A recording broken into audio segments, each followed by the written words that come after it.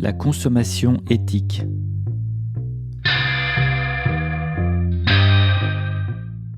Article de Laurent Léchine pour la propriétédusage.com. De bonne volonté, vous souhaitez réduire votre bilan carbone, votre impact matière sur la planète. Quels sont vos leviers ? Changer le système de production ? Ce n'est pas à votre portée. Changer de mode de consommation ? Il y a peut-être une voie, un chemin en ce sens. Du moins, c'est ce que la logique féodale semble apprécier comme message. Puisque vous n'êtes rien d'autre que des producteurs-consommateurs, mais que la production est décidée par l'aristocratie féodale, la minorité dominante, et que la condition de tout investissement capitaliste sera toujours la rentabilité financière, il ne vous reste que la consommation comme levier. C'est triste, mais c'est ce qu'on mérite lorsqu'on refuse de faire la révolution. Alors, vous voulez peut-être échanger une voiture contre un vélo, manger moins de viande, passer au bio, aux filières locales, acheter d'occasion, etc., etc. Le système serait-il pour autant transformé ? Imaginons que ce comportement éthique, tout à fait louable, soit appliqué durant des siècles. Aura-t-on solutionné quoi que ce soit de la surconsommation, surdestruction ? Non, évidemment. Pour comprendre les raisons de cet échec couru d'avance, il faut revenir un moment sur les rouages de notre économie néo-féodale. Que signifie ce mot barbare ? Simplement que l'ordre social a évolué avec le temps et les révolutions, mais n'a jamais perdu son principe de fond, d'où le préfixe néo. De quel principe parlons-nous ? Du principe antique, de la propriété patrimoniale lucrative. En effet, un seigneur du Moyen Âge, un roi de cité-État antique, un capitaliste vénitien ou un capitaliste new-yorkais fonctionnent tous selon une règle commune, déléguer l'usage de la propriété des outils de production en échange d'une rente. En gros, ils vous font travailler gratuitement ou, dit autrement, ils vous font payer pour travailler. C'est le surtravail au cœur du travail même de Marx. Autant le dire tout de suite, la solution ne passera pas par le marxisme. Le théâtre néo-féodal joue deux pièces dramatiques. La première est la pièce de la domination. Tant qu'un humain pourra utiliser le travail d'autrui pour s'enrichir, il y aura des riches et des pauvres. Peu de riches pour beaucoup de pauvres.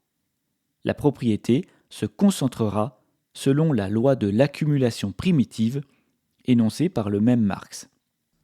La deuxième pièce est celle du minage expansif de la nature.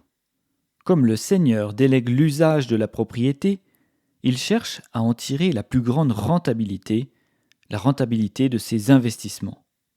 Pour compenser les gains de productivité des machines, il doit vivre dans un monde en expansion. Le système néo-féodal est une pyramide de Ponzi.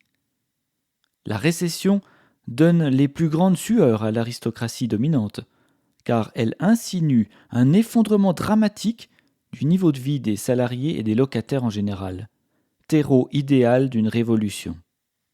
Cette expansion, corrélative au néo-féodalisme, intensifie le pillage des ressources naturelles. Maintenant, revenons à notre point de départ, la consommation éthique. Il y a trois façons de moins consommer. La première, c'est le renoncement, qu'on appelle aussi la sobriété.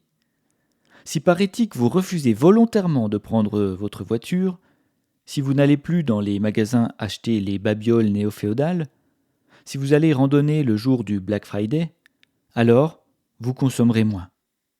C'est oublier un détail. Si vous dépensez moins, alors vos comptes bancaires vont enfler. Or, la banque va les utiliser comme base pour investir, pour émettre de la monnaie.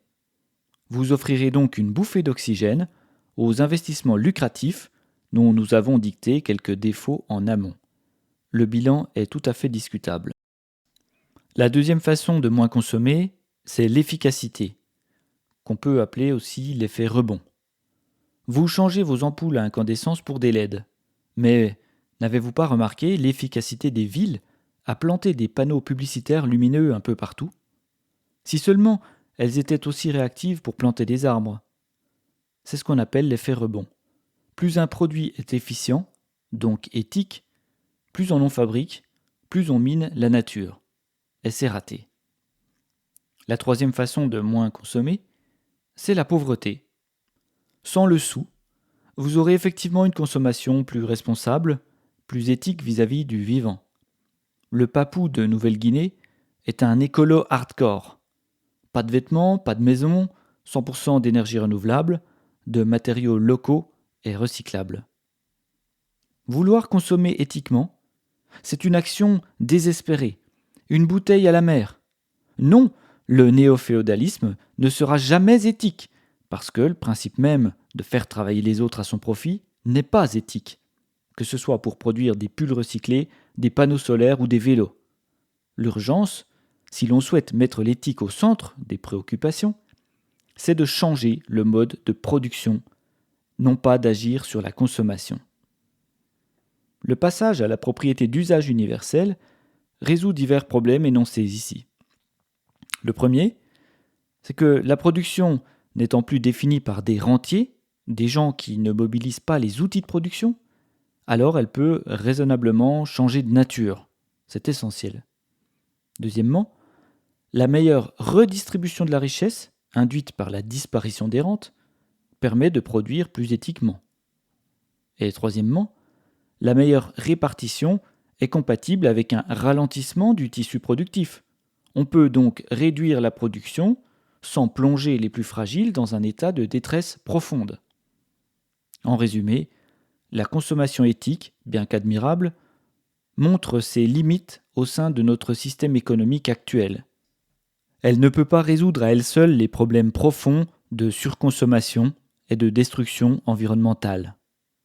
Pour un changement significatif, il est impératif de s'attaquer aux racines du problème en réformant le mode de production. L'idée de la propriété d'usage universel, où la richesse est plus équitablement répartie et où la production est guidée par des principes éthiques, émerge comme une alternative prometteuse. En fin de compte, pour un avenir plus équitable et respectueux de l'environnement, il est essentiel de repenser fondamentalement notre économie, tout en reconnaissant que la consommation éthique ne peut être qu'une première étape dans cette démarche.